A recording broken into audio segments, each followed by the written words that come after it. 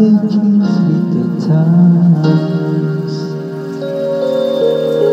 And lately all I've been seeing are people throwing love away and losing their minds. Maybe it's me who's gone crazy, but I can't understand why all these lovers keep hurting each other when the love is so hard to come by. So what's the glory in living?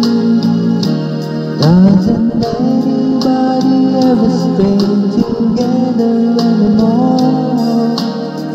And if love never lasts forever, tell me what's forever for?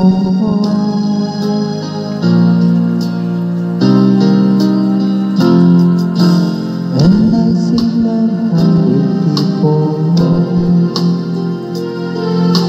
trying their best to survive, when right there in their hand is a dying romance, and they're not even trying to keep it alive. So what's the glory in living? Doesn't anybody ever stay together anymore? And if love never lasts forever, tell me what's forever for? So what's the glory in living? Doesn't anybody ever stay together anymore?